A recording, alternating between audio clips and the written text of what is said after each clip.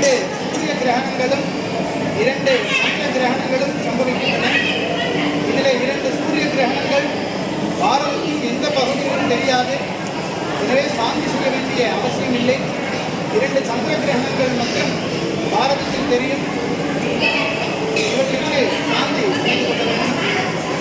விஸ்வாவசு வருஷம் ஆவணி மாதம் 22ஆம் தேதி 7/9/2025 ஞாயிற்றுக்கிழமை பௌர்ணமி திதி உதய நட்சத்திரம் பூரட்டாதி நட்சத்திரத்தில் இரவு 9:57 மணிக்கு ஆரம்பித்து 1:26 நிமிஷத்திற்கு எட்டி வருகிறது.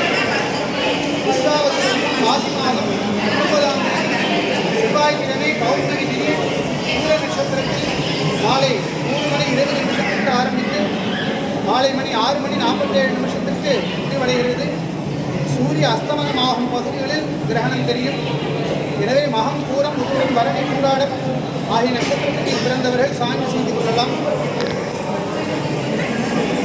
குரு பெயர்ச்சி.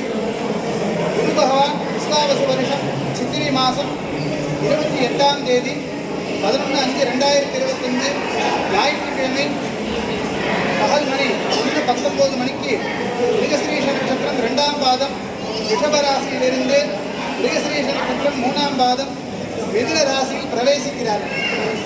சனி பெயர்ச்சி. சனி பகவான் விஸ்வாவசு வருஷம் மாசி மாதம் 22ஆம் தேதி 6/3/2026 வெள்ளிக்கிழமை காலை மணி 8:26 நிமிஷத்திற்கு பூரட்டாதி நட்சத்திரம் 3ஆம் பாதம் கும்பராசியிலிருந்து பூரட்டாதி நட்சத்திரம் 4ஆம் பாதம் மீனராசியில் பிரவேசிக்கிறார். ராகு பகவான் கேது பகவான் பெயர்ச்சி. ராகு பகவான் விஸ்வாவசு வருஷம் சித்திரை மாதம் 13ஆம் தேதி 26/4/2025 சனிக்கிழமை மாலை மணி 4:20க்கு பூரட்டாதி நட்சத்திரம் 4ஆம் பாதம் மீனராசியிலிருந்து பூரட்டாதி நட்சத்திரம் 3ஆம் பாதம் கும்பராசியில் பிரவேசிக்கிறார். கேது பகவான் விஸ்வாவசு வருஷம் சித்திரை மாதம் 13ஆம் தேதி 26/4/2025 சனிக்கிழமை மாலை 4:20 நிமிஷத்திற்கு உத்திர நட்சத்திரம் 2ஆம் பாதம் கன்னியா ராசியிலிருந்து உத்திர நட்சத்திரம் 1ஆம் பாதம் சிம்ம ராசியில் பிரவேசிக்கிறார்.